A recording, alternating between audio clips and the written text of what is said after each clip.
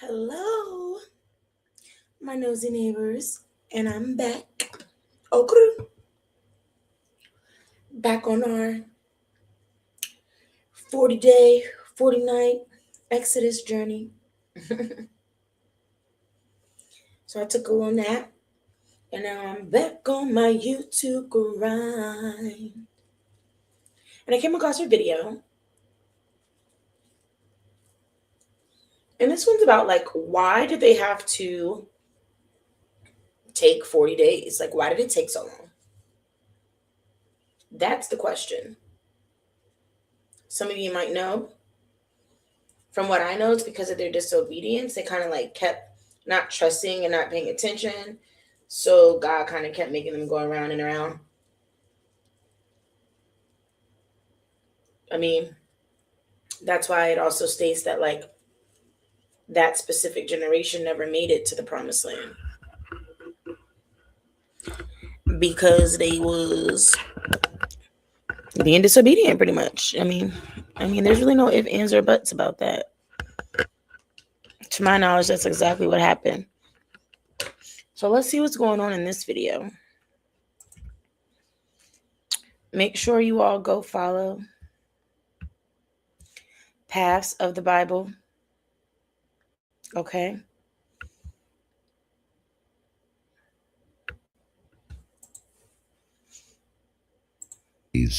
That is all it would have taken. 11 days of walking from Mount Sinai to the Promised Land. The Bible itself tells us this. Deuteronomy chapter 1 verse 2. 11 days. Instead, it took 40 years. An entire generation, every single man and woman over the age of 20, died in the desert without ever setting foot in the land God had promised them. Wow. Their bones were scattered across the sand of the Sinai, from one end of the wilderness to the other. Think about that for a moment. The same God who had just shattered the most powerful empire on earth with 10 supernatural plagues.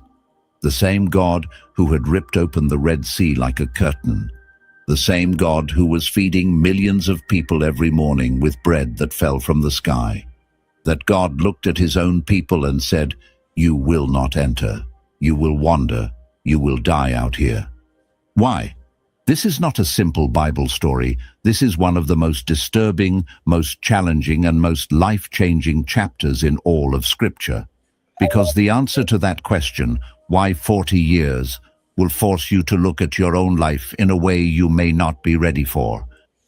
And I agree with that. Because even just thinking about what I just said, it's pretty much the same thing. Like sometimes it's like we ask ourselves, why do we keep going or dealing with some of the same stuff? Well, that's because we keep putting ourselves in the situation. It's like we're not learning the lessons. We're letting things happen over and over and over again. So there aren't really any other choices but to kind of keep staying away from our blessings. That's the only way that I can think of it. It's like, how are we going to get what's for us if we're not paying attention, if we're not really trying to get it? You know what I mean? And we wonder why we're stuck in what feels like ruts or the same cycles, because we're not learning the lesson. We're allowing things to just go over and over and over and over and over again. It's like we don't want the change. But stay with me, because by the end of this video, you will understand something about God, about yourself, and about the deserts in your own life that you have never understood before. Let us go back to the beginning. The people of Israel had been slaves in Egypt for over 400 years. Not guests, not immigrants, slaves. They made bricks under a merciless sun. Their backs were torn open by the whips of Egyptian taskmasters. And when Pharaoh decided they were growing too numerous, he gave an order that still makes your blood run cold. Throw every newborn Hebrew boy into the Nile. Oh, wow. So he made that order for them to be thrown. Oh, actually, I forgot. This is my fair use statement. I am watching this video and adding my commentary for educational purposes only. Educational purposes for myself and anyone else that chooses to listen. So, yeah, so, that's interesting because they were already growing in numbers before he asked them to kill the first newborn sons. And then it seems like they still continue to grow in numbers after that command because they didn't kill the boys that were born. The midwives actually chose to let them keep their children. And when asked about it, I believe they were pretty much like, oh, well, the Hebrews, like they're strong, like they have the babies before we even get to them.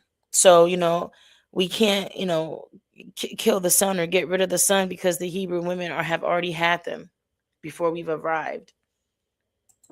400 years of this, generation after generation born into chains, living in chains, dying in chains. That is not just history. That is the kind of trauma that rewires the way an entire people thinks, feels, and sees the world. Remember that. It will become important very soon. Then God intervened. He raised up Moses, a Hebrew baby who had been hidden in a basket on the Nile, found by Pharaoh's own daughter, raised in the palace, exiled to the desert after killing an Egyptian overseer, and finally called back through a bush that burned without being consumed. God told Moses, "I have seen the suffering of my people. I have heard their cry. I know their pain, and I have come down to deliver them." And deliver them he did. 10 plagues rained down on Egypt, each one more devastating than the last, each one a direct assault on a different Egyptian god. The Nile turned to blood. Darkness swallowed the land for 3 days. And in the final terrible plague, the firstborn of every Egyptian household died in a single night. Pharaoh broke. "Get out," he said. "Take your people and go." And on that night, the night of Passover, millions of Israelites walked out of Egypt. They walked out carrying gold and silver the Egyptians had given them. They walked out under the protection of a God who had just brought the most powerful nation on earth to its knees. But here is the thing nobody talks about. They walked out of Egypt, but Egypt did not walk out of them. Hold on to that phrase. Write it down. They walked out of Egypt, but Egypt did not walk out of them. That's given like,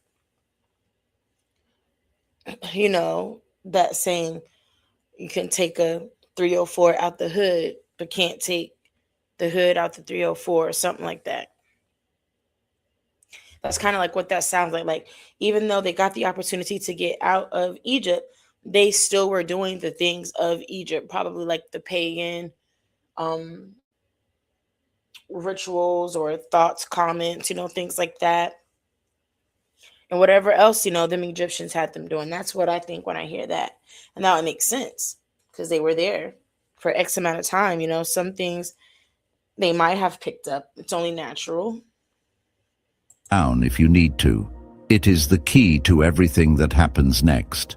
God took Israel out of Egypt in one night, but taking Egypt out of Israel, the slave mentality, the fear, the victim identity, the distorted view of God, that would take 40 years. And okay, so not really pagan, worship, which would make sense because they found some tablets where, Yahweh was written on in Egypt. But, still I can get it like with the fear and the slave mentality. People say that, we have slave mentality still today. So I can get that. They feel like they need to build their trust all over again in Yahweh. But it's like, I don't know. Even though they just were able to leave and escape, it's kind of crazy how they still are in doubt. Like they were just slaves. Now they're free. And they still kind of don't trust it. Well, not kind of. They don't. Not right now. some of them would never let it go. Within days of leaving Egypt, the first test came. Pharaoh changed his mind and sent his entire army, 600 elite chariots, cavalry, infantry, thundering across the desert after the Israelites. Picture this. The Israelites are camped by the Red Sea. Behind them, the dust cloud of the most feared military force in the ancient world, closing in fast. In front of them, nothing but water. They are trapped. And what did they say? Was it because there were no graves in Egypt that you brought us out here to die? We told you to leave us alone. It would have been better to serve the Egyptians than to die in this desert. Did you catch that? They had been free for a matter of days. Days. And already they were saying slavery was better. Wow. Already they were rewriting history, as if 400 years of whips and chains and drowned babies were somehow preferable to one moment of uncertainty. This is not ancient history. This is human nature laid bare. We do this too. We romanticize the prisons we know because we are terrified of the freedom we do not. We choose. It's given, what is that called? Stockholm Syndrome. You know, we're so used to what we're trying to get away from that even when we get away from it, we still rather go back. Choose familiar pain over unfamiliar possibility every single time. But God was not finished. Moses lifted his staff. A wind began to blow, a violent east wind that howled through the night.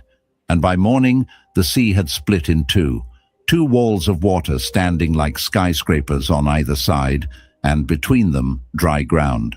An entire nation walked through on foot. Men, women, children, elderly, livestock, all of them, walking on the floor of the sea. When the Egyptian army followed them in, God released the waters. Every chariot, every horse, every soldier, gone. In minutes, the most powerful army on the planet ceased to exist. Israel erupted in celebration. They sang, they danced. Miriam grabbed a tambourine. It was the greatest day in their history. Now here is something most people miss. The Red Sea was not just a rescue, it was a severance. When those waters crashed down on the Egyptian army, they also crashed down on any possibility of return. The road back to Egypt was gone, buried under the sea.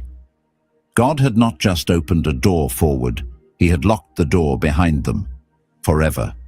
And yet, and this is the terrifying part, even with the door locked, even with no physical way to go back, the hearts of the people would spend the next 40 years trying to return to a place that no longer existed.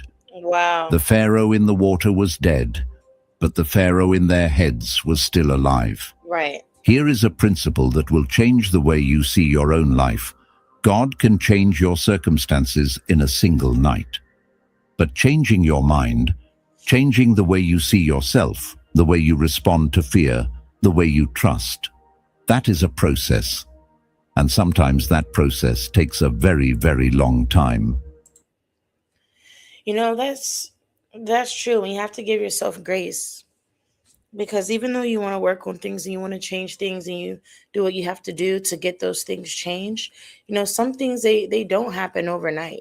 But you got to stay faithful and you got to trust the process and you got to have faith in Yah, because that's what's going to get it to be accomplished. That's what's going to help you continue to pull through. And I know that like it can get hard sometimes, but that's where the faith and the trust come in. You know, knowing that you're actively doing your best and believing that one day it will have a different outcome instead of giving up. How long did the gratitude from the Red Sea last? 3 days. 3 days after watching God split an ocean for them, the Israelites arrived at a place called Marah. There was water there, but it was bitter, undrinkable, and immediately, they turned on Moses. What are we supposed to drink? No prayer. No, God, you just divided a sea. Surely you can handle this. Nothing, just complaints, just accusations. God responded with grace. He showed Moses a piece of wood to throw into the water, and it became sweet. Crisis solved. Lesson offered. And I bet that it still wasn't enough for them. But was the lesson learned? A month and a half later, the grumbling erupted again, this time about food, and the words they used are shocking. If only we had died in Egypt. At least there we sat around pots of meat and ate all the food we wanted. You have brought us into this desert to starve us to death. Listen to what they are doing. They are romanticizing slavery. They are talking about the pots of meat in Egypt as if they had been dining at Pharaoh's table. They were slaves. Slaves do not sit around pots of meat. But the human mind has an incredible ability to rewrite the past when the present is uncomfortable. Oh, wow. So they were reminiscing about things that kind of like were even true. Romanticizing, as the video states. They wanted to get out so bad, but now they're out. They feel like it was better to be in. And, I think I felt that way before, to be honest. So I can resonate with that.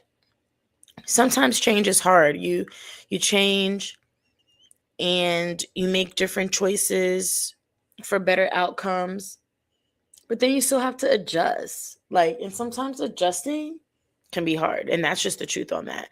Sometimes adjusting can be hard. And you might think dang, I do wish that I was back doing X, Y, and Z. Or I bet I would be better off if I was still doing X, Y, and Z. Because the change just feels so hard. And even though the X, Y, and Z was bad and wasn't the best, you knew what was going on. So it kind of gave you comfortability. So now you want to go back to what's comfortable, even though it might not be what's best for you. And here is where it gets personal. How many of us do the same thing? How many of us look back at a toxic relationship, a dead-end job, a destructive habit, and think, at least I knew what to expect? How many of us would rather go back to a familiar cage than walk into an unfamiliar freedom? God could have responded with anger. Instead, he responded with bread. That evening, flocks of quail covered the camp, and the next morning, when the dew lifted, the ground was covered with something no one had ever seen before, a thin, white, flake-like substance, sweet like honey wafers. Manna? Man who? The people asked. What is this? And so it was called manna, bread from heaven. Every morning for 40 years, manna appeared on the ground. Wow. Every family gathered just enough for that day. If you tried to hoard it overnight, it rotted and filled with worms. Oh, wow. That's actually interesting. I didn't know that. So God made sure they had what they needed, just enough. He made it so that, they couldn't really overdo it and take too much.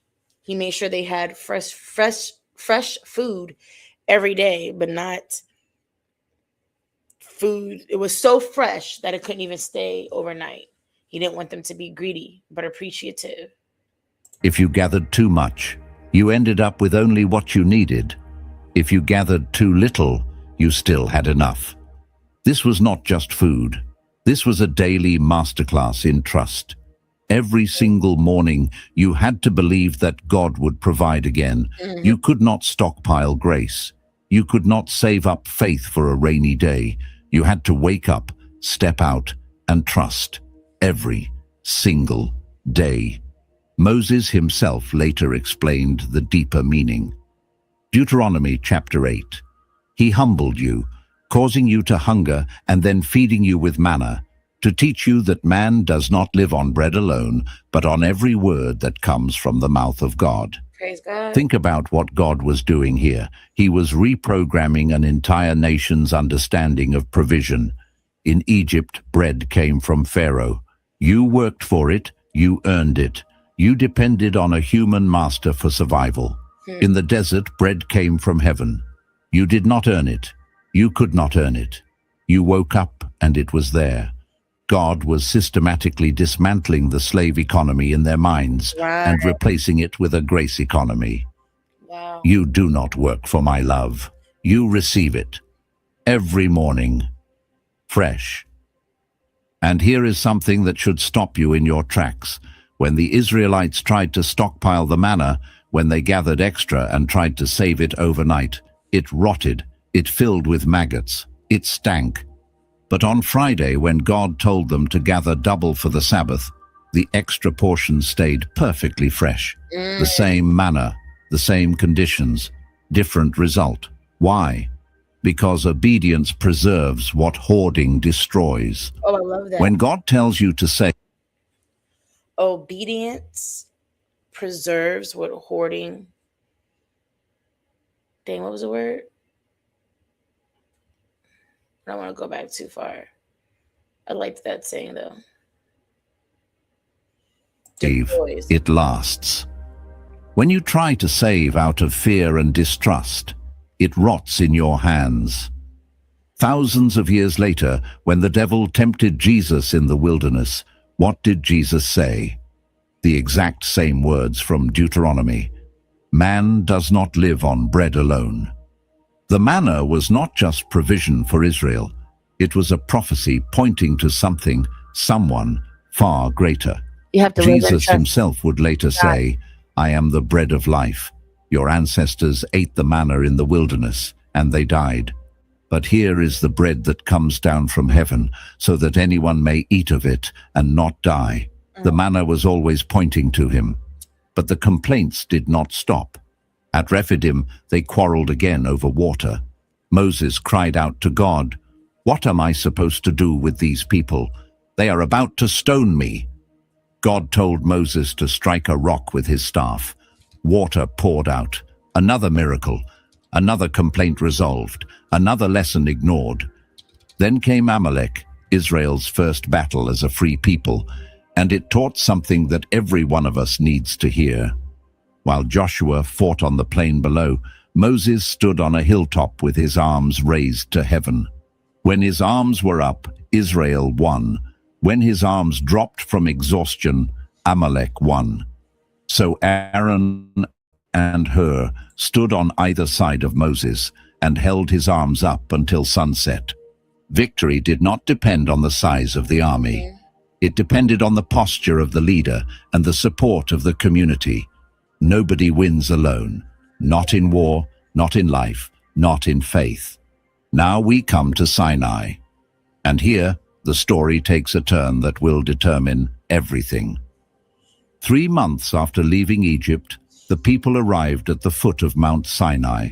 The mountain shook. Smoke poured from its peak like a furnace. Lightning split the sky. A trumpet blast, not from human hands, grew louder and louder until the entire camp was trembling. And God spoke, out loud, to an entire nation. He gave them the 10 Commandments. And notice how he began. Not with a demand, with a reminder. I am the Lord your God, who brought you out of Egypt, out of the land of slavery. First grace, then law. First the rescue, then the response. This is always God's pattern. He does not say, obey me so I will save you. He says, I have already saved you. Now here is how to live. Moses then climbed the mountain to receive the stone tablets and detailed instructions for the tabernacle, the sacred tent where God would physically dwell among his people. He was gone for 40 days. And in those 40 days, everything fell apart. The people. Yeah, I remember that. They were just getting into pagan worship. They weren't really like,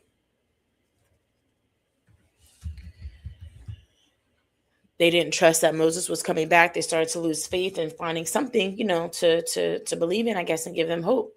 So they fell into the pagan worship.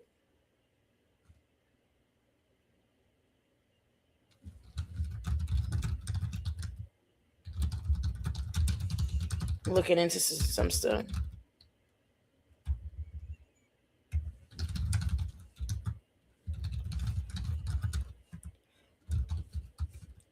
I'm looking into Jesus being in the Old Testament as the manna, because how they say Jesus is the bread of life, you know what I mean?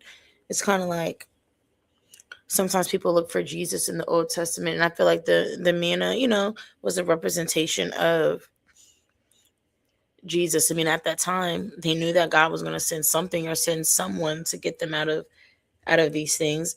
And it's just like God always seems to find a way to have Jesus or his Holy Spirit, or at one point him, as in God the Father, right next to them to show them things.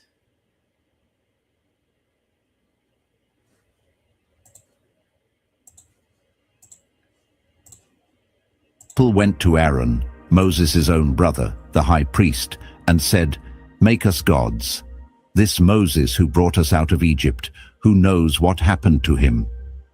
And Aaron, in what might be the most staggering act of leadership failure in the entire Bible, collected their gold earrings and melted them into a golden calf, a statue, an idol. And the people danced around it and declared, "These are your gods, Israel, who brought you out of Egypt." Stop. Just stop and think about what is happening here. These people had seen the 10 plagues with their own eyes. They had walked through the Red Sea on dry ground. They were eating supernatural bread every morning. They were camped at the base of a mountain that was literally shaking and smoking with the presence of God. And in 6 weeks, they melted their jewelry into a cow and worshipped it. This moment shatters one of our most deeply held assumptions, that if people just saw enough evidence, they would believe. If they just witnessed enough miracles, they would be faithful. That's just so crazy that after all the stuff that they saw that just happened, including the water split in two, I mean, that's like one of the most miraculous things. And they still chose to believe in something physical. It's like all of these non-physical things happened, miracles happened. Or all of these things happen without them having to see or have anything physical in front of them to make it happen or believe. Well, no, not to make it happen technically, but to like believe that it was going to happen. But then Moses is trying to do what he has to do with the Lord, and they're down there melting all their metal, all their gold, making calves just so they can have something to look at. But for what? They didn't have the Lord to look at when they were in the desert and walking and getting to where they got. So why now? Impatience, lack of trust, lack of faith. Number. Evidence does not produce faith. Miracles do not transform hearts.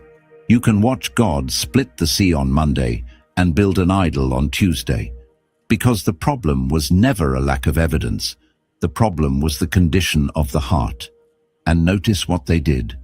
They did not create a new god. They made a calf, the sacred bull of Egypt, Apis, Hathor, the gods they had grown up with in slavery. Yep. When the pressure came, when the waiting got too long, they did not reach for something new. They reached back for something old, something Egyptian, something familiar. This is what makes the golden calf so devastating. It was not just idolatry, it was regression. It was proof that even standing in the shadow of Mount Sinai, with the smoke of God's presence still rising behind them, the pull of Egypt, the pull of the old identity, the old gods, the old way of thinking, was still stronger than the pull of freedom. Have you ever seen this in your own life? You experience a breakthrough. You hear from God clearly. You step into something new. And then, the moment things get uncomfortable or uncertain, you find yourself reaching back for the very thing God delivered you from. The old habit, the old relationship, the old mindset. That is the golden calf. And we all build them. And that is precisely why the desert was necessary. When Moses came down and saw the golden calf, he smashed the stone tablets on the ground. The covenant was shattered before it was even ratified. God called them a stiff-necked people, like a stubborn ox that refuses the yoke. But through the intercession of Moses, God did not destroy them. He forgave. The tablets were rewritten, the covenant was renewed, but the pattern had been established. This people needed more than a miraculous exit from Egypt. They needed a complete internal renovation, and that kind of renovation does not happen in a day, a week, or even a year. Now we arrive at the moment that changed everything, the hinge point, the single event that turned an 11-day trip into a 40-year sentence. Wow. 2 years after leaving Egypt, the Israelites arrived at Kadesh Barnea. They were standing at the southern border of the Promised Land. They could see it. The destination was right there. Moses sent 12 scouts, one from each tribe, into Canaan to explore the land. They were gone for 40 days. 40 days, the same number that will come back to haunt this entire story. When they returned, they carried a cluster of grapes so massive that 2 men had to carry it on a pole between them. Think about that. A single cluster of grapes so large, it required 2 grown men and a wooden beam. They also brought back pomegranates and figs. For a people who had eaten nothing but manna for 2 years, this fruit was proof that the Promised Land was not a fairy tale. It was real.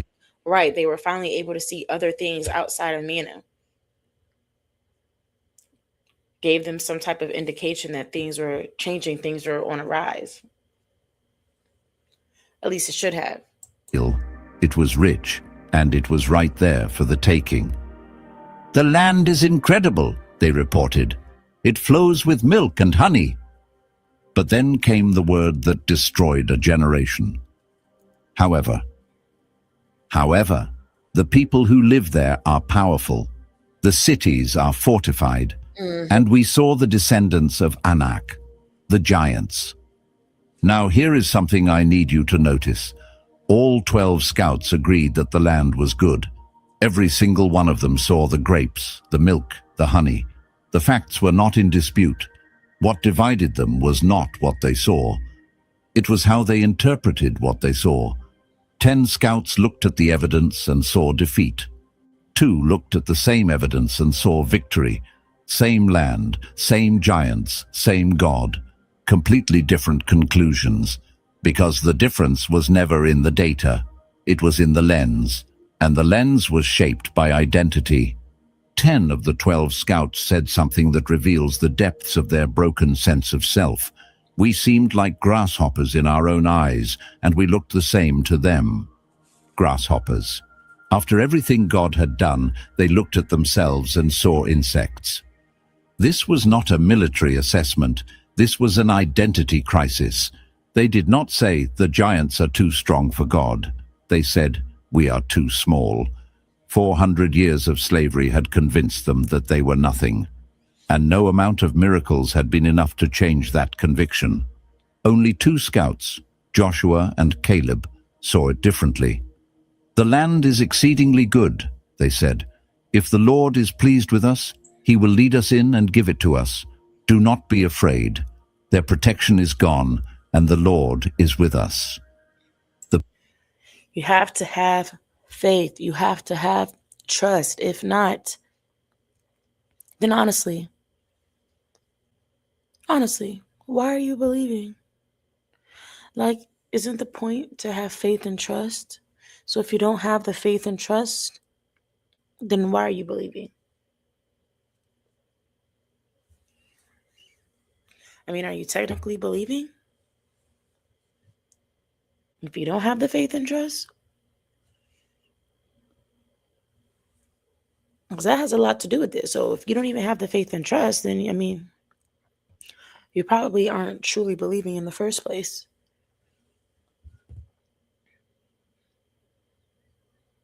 People's response. They wanted to stone Joshua and Caleb. They wanted to kill the only 2 men telling the truth. And then they said the words that sealed their fate. "Let us choose a leader and go back to Egypt." Wow. Back to Egypt.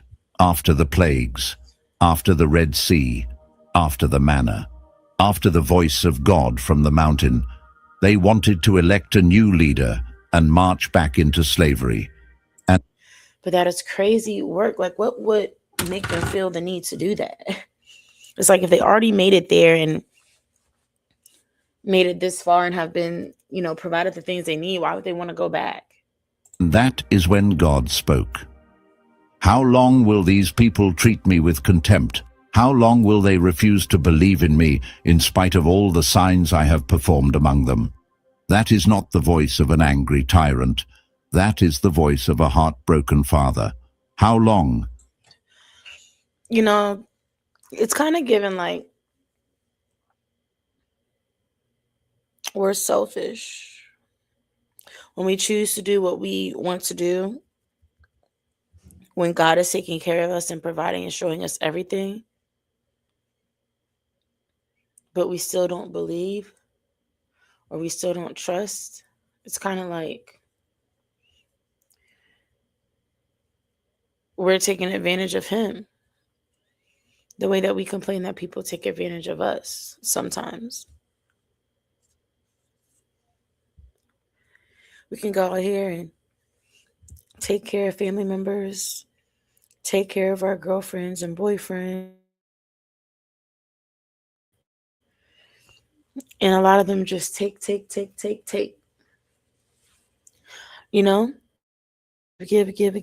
and barely get anything back.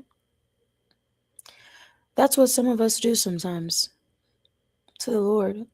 And not more than likely it's unintentional. But that is what's happening. Because God is giving chances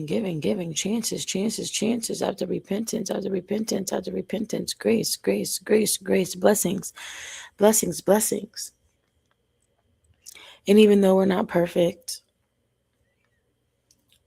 sometimes I'm sure we can unintentionally or intentionally take advantage of the fact that the Lord is giving.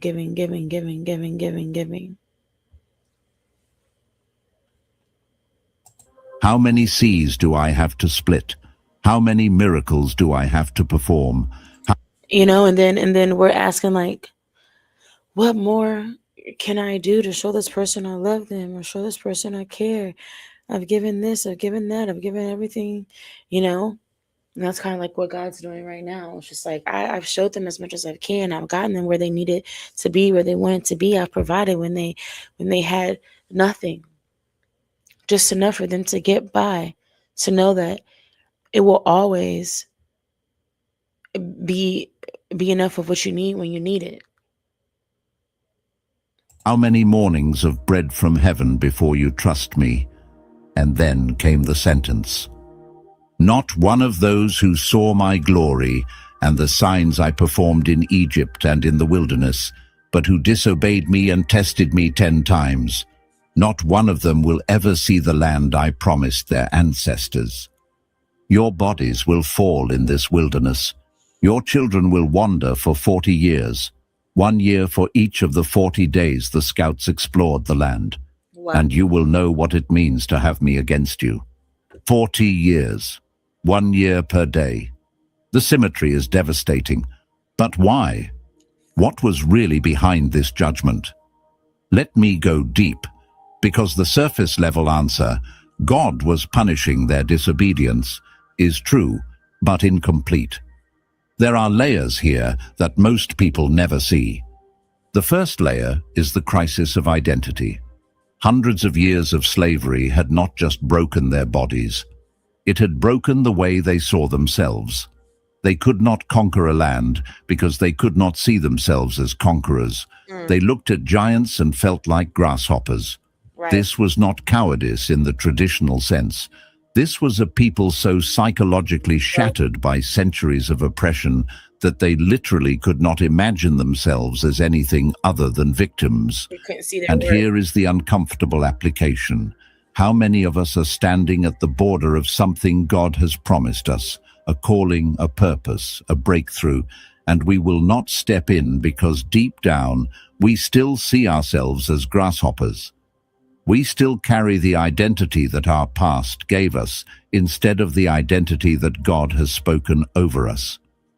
The desert was God's answer to that crisis. He could not remove the slave mentality from that generation. 400 years of programming was too deep, but he could raise a new generation, born in the wilderness, fed by heaven, guided by the cloud of God. Wait, 400 years? So they never made it to the promised land for 400 years? I was wondering because they kept saying generation. Isn't generation? No, I don't know if generation is 100 years. Let me look into that. Let me see. Hold on.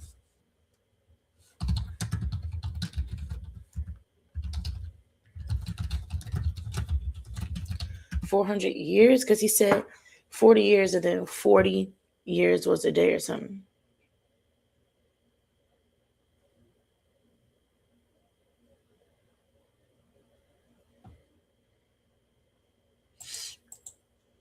Oh, maybe I need to rewind because I'm not too sure.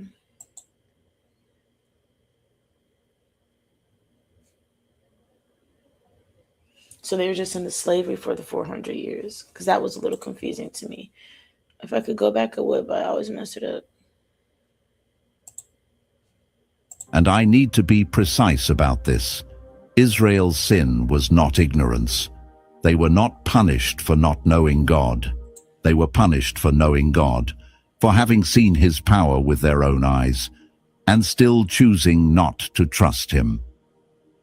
This is a sobering distinction. The most dangerous kind of unbelief is not the unbelief of someone who has never encountered God. It is the unbelief of someone who has encountered God repeatedly and still refuses to trust him. Is there an area of your life where you have seen God come through again and again, and yet you are still gripped by fear, still holding back, still saying, "But what about the giants?" That is the spirit of Kadesh Barnea, and it can cost you your promised land. The third layer is that God was protecting Israel from itself, a nation of former slaves, psychologically broken and spiritually immature, sent into battle against hardened Canaanite warriors. That is not conquest. That is a massacre. They would have panicked at the first resistance. They would have surrendered at the first setback. God did not send them into the desert because he was angry with them. He sent them because he loved them too much to let them destroy themselves. Sometimes the no that feels like rejection is actually protection. Sometimes the delay that feels like punishment is actually preparation. Right, and that's true. Sometimes God keeps you in the wilderness, not because he has forgotten your promised land, but because he knows you are not yet the person who can live in it. The fourth layer. And, that's something that we really have to kind of like pay attention to because that is 100% true. Sometimes we think that like delays are bad or like when negative things happen, that's bad, like removals, separations, but like sometimes at the end of the day, that's why you have to have the trust and the faith because God's rejection is protection. And even if something didn't happen the way that it was supposed to happen, God is still going to pick you back up and get you back on the right path. And that's the thing. No matter how many times you fall with Christ, you'll always be able to get back on the right path. He always gives you signs and he always gives you opportunities to get back to the path that leads to him and the will for your life. Now, it's easy, to get discouraged. But sometimes you really have to try your best not to. You have to try your best not to. God is always going to be there with us. Jesus gave his life so that we can have the life that we have today. And you might not like the life that you have in the physical, but in the spiritual, you just keep holding on. Is the lesson of daily dependence. The manna did not fall because Israel was in the desert. It fell to teach Israel something specific, that life comes from God's mouth, not from the ground. Every morning for 40 years, God was retraining their instincts. In Egypt, they depended on Pharaoh. In the desert, they learned to depend on God. And that lesson could not be taught in a classroom. Yeah. It had to be lived, day after day, for decades. The fifth layer is perhaps the most countercultural truth in the entire Bible, the danger of prosperity. Moses warned the new generation explicitly in Deuteronomy chapter 8. When you have eaten and are satisfied, when you have built fine houses and your silver and gold increase, then your heart will become proud, and you will forget the Lord your God. The desert taught Israel that it is easier to seek God when you have nothing than when you have everything. Poverty drives us to our knees. Prosperity lulls us to sleep. The desert stripped away every distraction, every false security, every competing loyalty, and left Israel alone with God. And that was the whole point. The sixth layer reaches beyond Israel into eternity, the prophetic pattern. 40 is never random in the Bible. Moses spent 40 days on Sinai. Right. Elijah walked 40 days to Horeb. Nineveh was given 40 days to repent. Oh wow, some of these I never heard of, the 40 days to repent. I have to look into that.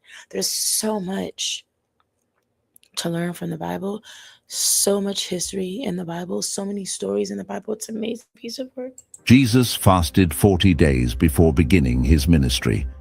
The number 40 is always a threshold, a period of testing and transformation that precedes something new. Israel's 40 years in the desert were not just a punishment. They were a prophetic template, a pattern that would repeat itself throughout the story of salvation, pointing toward the ultimate wilderness, the one Jesus would enter to face the same temptations Israel had failed and to succeed where they had fallen. Now let me tell you what actually happened during those 40 years, because it is not what most people assume. Most people picture 40 years of silence, 40 years of nothing, God turning his back and walking away. That could not be further from the truth. The pillar of cloud never left. I didn't know people thought that. I never thought that he just let them walk around and left them. I knew that they were not trusting.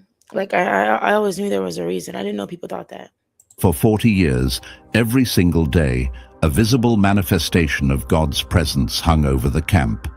Cloud by day to shield them from the desert sun, fire by night to light the darkness. When the cloud moved, they moved. When it stopped, they stopped. Every day, all they had to do was look up, and there was the proof. God is still here. Right. The manna never stopped. For 40 years, God cooked breakfast for an entire nation. Every morning, without exception, bread appeared on the ground. In a desert where nothing grows, millions of people ate every day. That is not abandonment. Nope. That is relentless, stubborn, daily faithfulness. And here is a detail that is almost too extraordinary to believe. Deuteronomy chapter 8, verse 4. Your clothes did not wear out, and your feet did not swell during these 40 years. Their shoes lasted 40 years. Their clothes never tore. For 4 decades in a harsh desert, the normal laws of wear and decay were suspended. Think about what that means. Every time they looked down at their sandals, every time they put on their cloak, they were wearing a miracle. Now consider the math for a moment. Scholars estimate that the Israelite camp I tried to ignore it, but they had like 85 toes. Like, come on now. in the wilderness numbered between 1.5 and 2 million people. To feed that many people in a desert, the daily manna would have needed to cover an enormous area. The logistical miracle alone, food, water, sanitation, organization for a moving city the size of modern Houston, is staggering. Wow. This was not a small band of nomads camping under. And you know, I never thought of it like that. That it was, one, I didn't know it was that many people. And then 2, that they literally are just moving from like area to area. So the Lord being able to provide everything that they need for every step of the way for such a large group of people is amazing. And it's crazy that even through all of that, they still needed to build the calf, the golden calf. The stars. This was one of the largest organized communities in the ancient world, sustained entirely by the hand of God, in a place where survival should have been impossible. And God did it every day, without fail. for 14,600 days in a row. That is not the behavior of a God who has abandoned his people.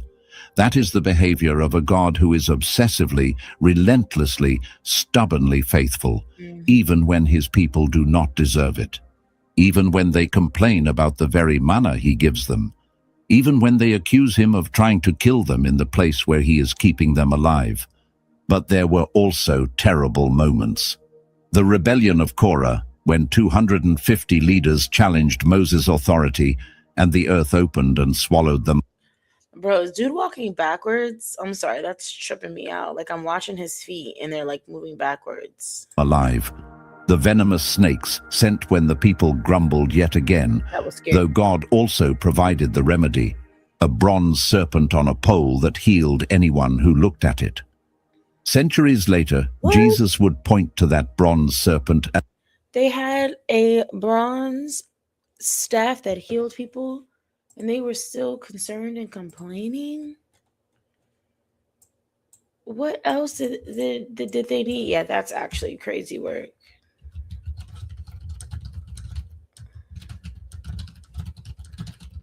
I never heard about this staff before. Let me see.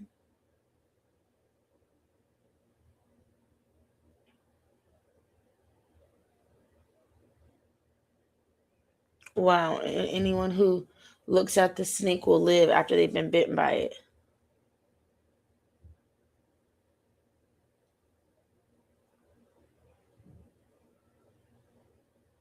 So even though there were poisonous snakes out in the wilderness where the Lord had them, he still gave them a way and an opportunity to live. That's interesting. Numbers 21, 8 through 9. Well, let me go to the full chapter. Let me see, actually. But I'm in Numbers. They traveled from Mount Hor along the route to the Red Sea to go around Edom. But the people grew impatient on the way. They spoke against God and against Moses and said, "Why have you brought us up out of Egypt to die in the wilderness? There is no bread, there is no water, and we detest this miserable food." Oh, wow. So they had issues with the manna. Okay. So because of them, their comments, then the Lord sent venomous snakes among them. They bit the people, and many Israelites died. The people came to Moses and said, "Oh, we sinned when we spoke against the Lord and against you. Pray that the Lord will take the snakes away from us." So Moses prayed for the people. Wow.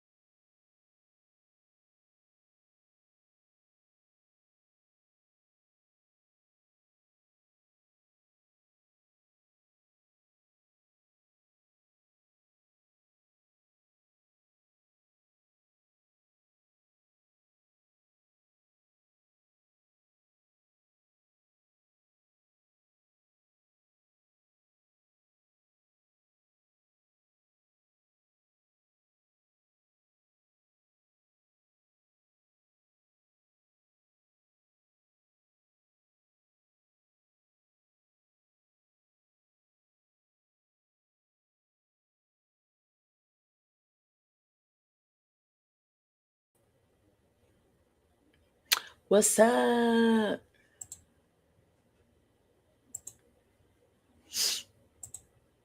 Okay.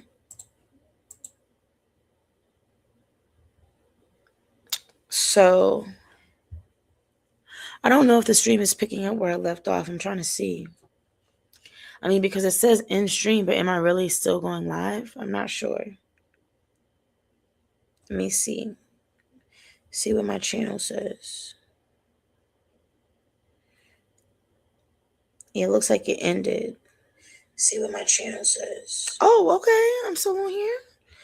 Okay, I just had to make sure I was up. So I'm sorry if I'm getting ready to repeat what I was saying, because I don't really know where and when it stops. But what I was saying was, it looks like it ended. Oops. See what I was saying was that I was reading the situation about it.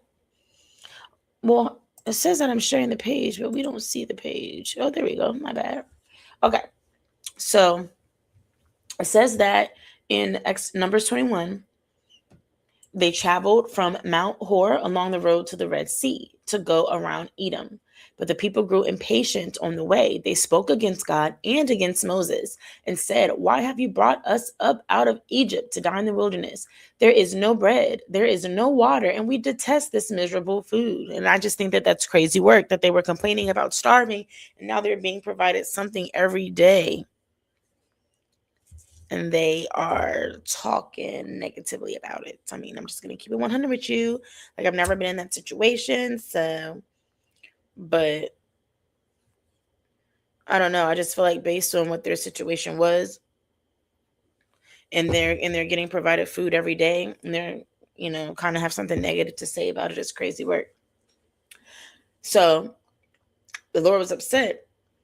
I would assume. And he's like, they're ungrateful, So then the Lord sent venomous snakes among them. They bit the people, and many Israelites died. The people came to Moses and said, "We sinned when we spoke against the Lord and against you. Pray that the Lord will take the snakes away from us." So Moses prayed for the people. And that's something that we do often. We do things, and we're like, "Lord, please, I'll never do this again if you just do this, if you do that, if you help me with this, or if you make this happen," you know what I mean? And then we go and we turn around and we maybe do it again or just do something else, so it happens. But the fact that they were kind of talking negatively about all the things that the Lord was providing for them, it's kind of like not the same. But you see how they ran to the Lord when things weren't bad, when things went bad. And then you see this as they bit the people and many Israelites died. That's unfortunate that people had to pass away, but sometimes the Lord has to give examples so people truly understand. Like, just even in life, just think about it. Someone can tell you X, Y, and Z, and that's that. You can see things on the news and it makes you feel a certain way. You'll have a certain understanding, especially if there's like videos or photos about it. But and it could be enough to keep you from like, believing or knowing like, okay, I shouldn't do this. I shouldn't partake in these things or something like that. You know what I mean? But being in the situation, walking down the street when there's the shootout, being at the party when someone, got jabbed, being a victim of a bad car crash, it's just like some things we get by visually seeing from third parties' perspectives, but some things hit harder when we're seeing them with our own eyes or being part of the situation. And it's unfortunate, but that's really how life happens and how people truly have reality checks sometimes. So moving on, the Lord said to Moses, "Make a snake and put it up on a pole. Anyone who was bitten can look at it and live." So Moses made a bronze snake and put it up on a pole. Then when anyone was bitten by a snake and looked at the bronze snake, they lived. So the Lord still made a way for the people to live after he felt maybe, I guess, the lesson was learned, or that they prayed and they repented. They repented. God took away whatever. He helped them. He healed them, and that's what he does for us on a daily basis. And I did have a question about the bronze snake. I was wondering if is there a difference between the snake being bronze and the snake being gold? Because I know the calf was made out of gold, but I just, wondered if it being out of bronze makes it not idolatrize. I don't know if that's word.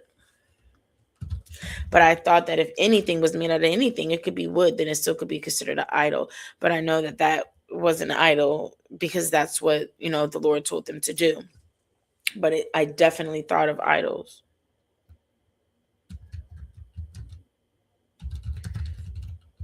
And I was just like, did they make things out of bronze? So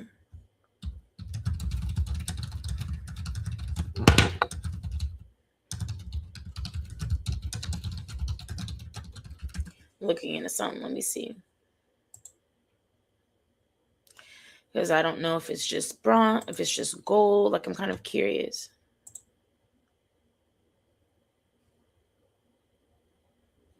And the reason why, because I was like, didn't they say that like the Lord had feet of bronze or something like that? So I'm just kind of wondering. But I guess it depends on like, what does it say? However, the use of bronze idols or objects in worship can be seen as idolatry. So I guess it depends on what they're using it for. Because you can, make a doll or something, but like there's a difference between a toy and worship. So idolatry is the worship of anything other than the true God. It doesn't matter what it's made out of. So he just chose bronze, but maybe there's a meaning. Let me see.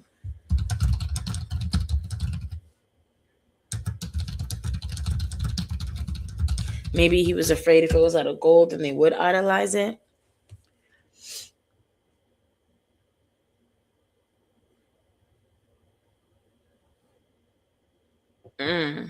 Okay. It was not intended as an idol, but as a reminder of the consequences of sin and the importance of looking to God for healing. I mean, that could totally make sense, though. I'm not going to lie. Because it's like every time you look at it, you're reminded of those people that died. And then you get bit and you are reminded of the people that died and how that could have been you, but it's not you because God loves you so much that he's provided something that can heal you. Now, he might not be immediately taking away the snakes because there's still lessons to be learned, but now you need to learn how to push through those lessons. Like even though we go through trials and tribulations, the Lord is always there to get us back on the right track, to heal us, to provide for us, to love us.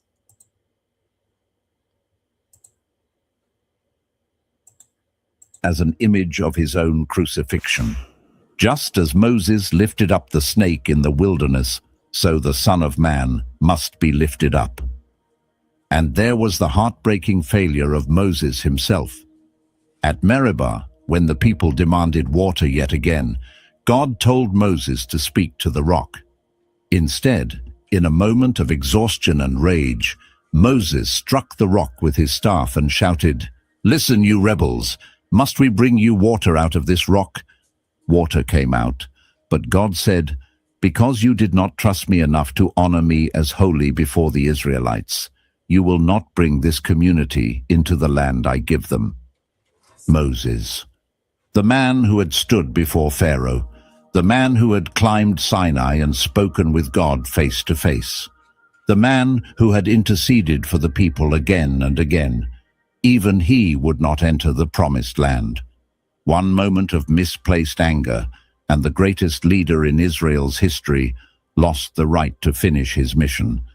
This tells you two things. First, God holds leaders to a higher standard because their actions represent him to others. Right. Second, nobody is too important to face the consequences of their choices. Year after year, the old generation faded. And that's exactly what I was getting ready to say as well. It's like that happening to Moses shows you that you do got to continue to be humble and stuff and be careful of the reactions, like to be patient and just keep trusting, because when we aren't patient and we kind of act impulsively, we can mess things up and ruin things for us. But even on top of that, it shows you that nobody is exempt. Nobody is exempt from God's wrath, from God's consequences. I mean, does God even have favorites? I mean, there's people that he loves and trusts and have given certain purposes to, but we all have purposes. We all are his favorites. But, with that being said, the point to that was like, even if God has favorites, they all have to face the consequences they have to face if they do what they're not supposed to do. And that's the thing. He don't have favorites. It's like he do, but he don't, but he don't, but he do, but he do, but he don't, but he might. But regardless, we're all getting consequences. One by one, they were buried in the sand. And as they faded, something new emerged. Their children, born in tents, raised on manna, knowing no life except the wilderness and the God who sustained them in it, grew into adults with a fundamentally different character. They had no memory of Egypt, no nostalgia for Pharaoh's table, no inner Pharaoh whispering that slavery was safer. They had grown up watching the cloud of God move ahead of them. They had grown up gathering. And I guess this is why sometimes it can take a while for generational curses to end, because it might take a while for certain things to no longer be passed down the line of the family. Bring bread from heaven every morning. They had grown up knowing in their bones that every breath they took came from the hand of God. This was God's strategy all along. He could not deprogram 400 years of slavery from the minds of the parents, but he could program something entirely new into the hearts of the children. The desert was not a wasteland. It was an incubator. In the desert, Israel learned community. The tabernacle sat at the center of the camp, and the 12 tribes arranged themselves around it in precise formation. They moved together. They camped together. They worshipped together. In the desert, there was no room for individualism. You survived as a community or not at all. And that communal identity, forged in shared hardship, would become the foundation of the nation they were about to build. In the desert, Israel learned to hear God's voice. In Egypt, they were surrounded by noise, the gods of Egypt, the culture of Pharaoh, the values of an empire built on slavery. In the desert, all of that was stripped away. There was only silence, and in that silence, God spoke. The prophet Hosea, writing centuries later, captured this beautifully. I will lead her into the wilderness and speak tenderly to her heart. God uses the desert to speak, to make his voice the only voice. In the desert, Israel learned God's timing, and this may be the hardest lesson of all. We live in a world of instant everything, instant messages, instant answers, instant gratification. But God does not operate on our timeline.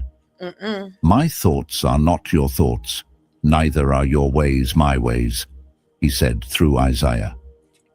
Sometimes the longest road is the only road that gets. Speak tenderly to her heart. God uses the desert to speak, to make his voice the only voice. Sorry about that. In the desert, Israel learned God's timing, and this may be the hardest lesson of all. We live in a world of instant everything, instant messages, instant answers, instant gratification. No patience. But God does not operate on our timeline. My thoughts are not your thoughts, neither are your ways my ways, he said through Isaiah. Sometimes the longest road is the only road that gets you there as the right person. Sometimes the delay is not a punishment. It is the preparation that makes the destination possible. 40 years later, the scene had completely changed. Moses stood on the plains of Moab, 120 years old, looking across the Jordan River at the land of Canaan. The generation that had left Egypt was gone, every last one of them, buried in the desert, exactly as God had said. Standing before Moses now was a new people, hardened by the wilderness, shaped by dependence on God, ready. Moses delivered his final words, the book of Deuteronomy, one of the most powerful speeches in human history. He reminded them of everything: the plagues, the sea, the manna, the golden calf, Kadesh Barnea, the 40 years, and he warned them, "When the Lord your God gives you this land, do not say in your heart, 'It is because of my righteousness that God brought me in.' It is not because of your merit. It is because of his promise and his grace." Then came the moment that breaks my heart every time I read it. God brought Moses to the top of Mount Nebo and showed him the entire promised land, north to south, east to west. Moses could see all of it. Wow. The rolling hills of Galilee, the forests of Lebanon, the Dead Sea shimmering in the distance, the Jordan Valley. I bet he was upset that he couldn't go. But I feel like he should also be proud of what he accomplished. And then he can also trust, though, because of everything that he's been through and everything he's seen, that even though he won't make it to the promised land, God is still going to be with him every day, every step of the way, providing him. This is now what Moses' life is. Green and lush below him. 40 years of walking, and there it was. Everything he had worked for, everything he had suffered for, everything he had believed for, but he could not step into it. Crazy. Imagine standing on a mountaintop and seeing the fulfillment of your life's purpose spread out before you like a painting, and knowing that your feet will never touch it. Imagine leading millions of people through the worst conditions imaginable for 40 years and then being told, "This is as far as you go." The Bible says Moses' eyes were not weak and his strength was not gone. He was not dying of old age or illness. He was as strong as ever. But God said, "It is time," and Moses obeyed. One last time, he obeyed. The greatest leader in Israel's history died there on the mountain with the promised land filling his vision, and God buried him personally in a grave that no one has ever found, as if God himself wanted to say, "This one is mine." Israel mourned Moses for 30 days, and then it was time to... I wonder if they're ever going to find Moses' grave. If some things are really just meant to never be found, or if everything is meant to maybe be found out. How? I don't know. But at some point, in some way, I wonder. Just like they're trying to find the Ark of the Covenant. I believe they're still looking for that too or something. To move. Leadership passed to Joshua, one of the two faithful scouts, the man who 40 years earlier had stood at Kadesh Barnea and said, "We can do this. God is with us." For 40 years, Joshua had waited for this moment, and now it had come. God's words to Joshua echo through the centuries. "Be strong and courageous. Do not be afraid. Do not be discouraged. For the Lord your God will be with you wherever you go." When Joshua led the people to the Jordan River, it parted, just as the Red Sea had 40 years before. The new generation walked through on dry ground, just as their parents had. But this time, they did not look back. The manna stopped the very next day. For 40 years, bread had fallen from the sky. And then, without warning, it ceased, because they no longer needed it. They were in the land. The time of preparation was over. The time of possession had begun. And this new generation did what their parents had been too afraid to do. They fought. They conquered. City after city. Battle after battle. Not because they were stronger, not because they were braver, but because they had been forged in the desert, because they knew who their God was, because they had no Egypt to go back to and no Pharaoh in their heads telling them they were slaves. Right. Now I want to tell you something about a man named Caleb, because his story might be the most inspiring thing in this entire account. Caleb was one of the 2 faithful scouts. At Kadesh Barnea, when everyone else said, "We cannot do it," Caleb said, "We certainly can." For that faith, God spared his life, but Caleb still had to walk through the desert for 40 years alongside the generation that had failed. He watched his peers die one by one, year after year. He waited for 40 years. When the conquest finally began, Caleb was 85 years old. 85. Most people at that age are looking for rest. Caleb was looking for a fight. He went to Joshua and said something that still gives me chills. "Give me this mountain." Not a valley, not a plain, not a piece of land that had already been cleared. He wanted the mountain, the specific mountain where the giants lived, the Anakim, the very same giants that had terrified the other scouts 4 decades earlier. And he said, "I am still as strong today as the day Moses sent me out. Wow. My strength now is as my strength was then, for war and for going and coming." 40 years of desert did not weaken Caleb. They forged him. While the faithless generation saw those years as a death sentence, Caleb saw them as training. Same desert, same years, completely different outcome, because the difference was never in the desert. The difference was in the heart. And that is the question that this story puts in front of you today. Are you in a desert right now? Maybe you have been there for a long time. Maybe you feel forgotten. Maybe you have been praying and nothing seems to be changing. Maybe you look around and see nothing but sand and silence, and you are wondering if God has abandoned you. He has not. Maybe your desert is a season of waiting, waiting for a door to open, waiting for a prayer to be answered, waiting for something to change that has been the same for so long you have stopped believing it ever will.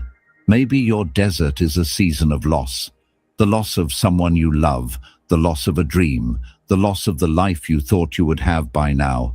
Maybe your desert is loneliness, or illness, or failure, or that crushing feeling that everyone else has crossed their Jordan while you are still stuck in the sand. I need you to hear this. Every desert has an expiration date. 40 years is the longest desert in the Bible, and even that one ended. The Jordan parted. The manna stopped because it was no longer needed. The land of milk and honey was real, and the people who endured the desert walked into it.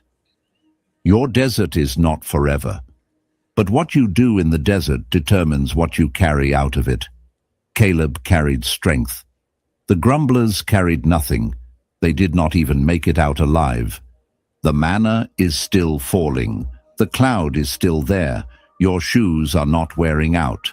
God is not punishing you. He is preparing you. The desert is not your destination. It is your training ground.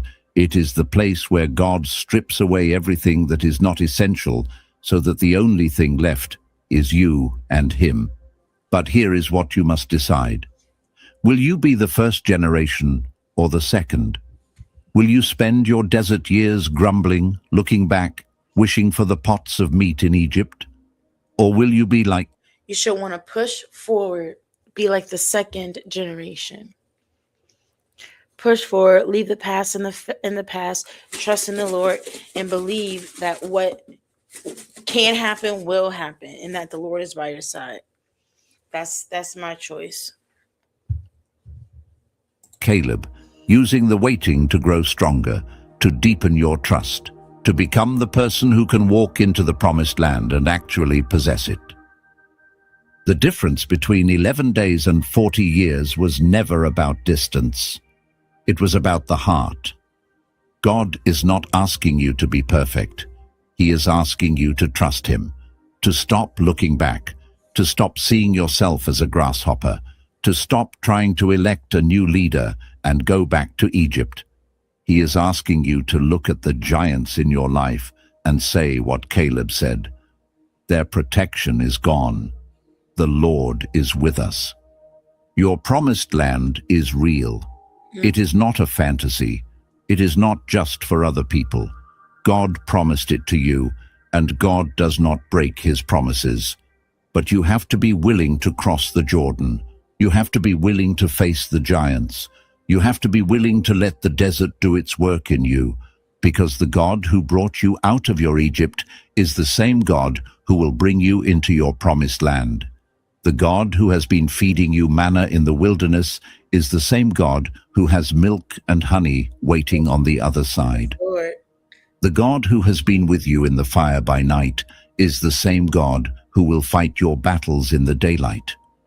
40 years of manna every morning, 40 years of cloud by day and fire by night, 40 years of clothes that never wore out, 40 years of presence, constant, faithful, stubborn, unshakable presence, even when his people grumbled and complained and begged to go back to chains.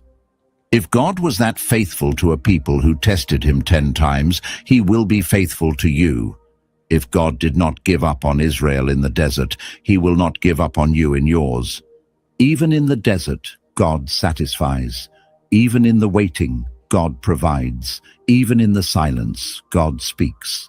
And on the other side of your wilderness, there is a land flowing with milk and honey, with your name on it. Do not die in the desert looking back at Egypt. Cross the Jordan, take the mountain. Your 40 years can end today. I want to leave you with one final image. Anytime. When Joshua led the people across the Jordan, God told him to Your 40 years can end at any time. Y'all got to remember that. That's actually like very important, good piece of wisdom. You know, keep believing and keep doing your best, because you never know when it's your time. You never know when that breakthrough is supposed to happen. And you're never going to get to that breakthrough, or you'll delay yourself getting to that breakthrough if you don't trust, if you don't believe, if you don't keep moving and trust in God.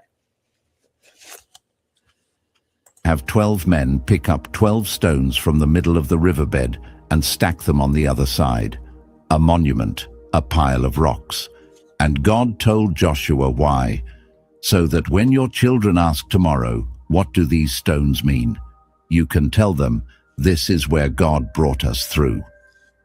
One day, you are going to look back at this season of your life, this desert, this waiting, this struggle, and you are going to stack your own stones.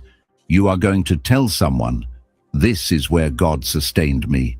This is where he fed me when I had nothing. This is where he carried me when I could not walk. This is where I learned to trust him. Your desert is not the end of your story.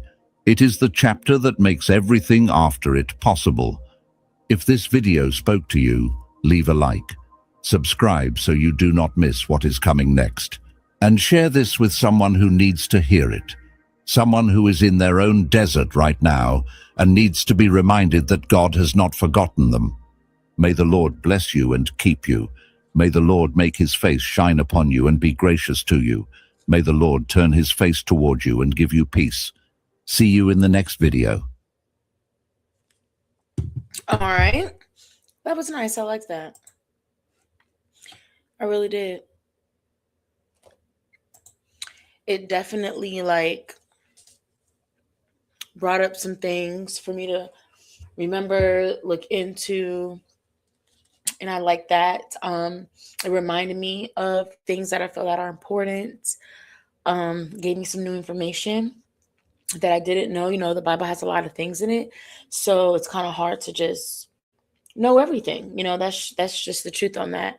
But yeah, I look forward to the next video that I'm gonna watch.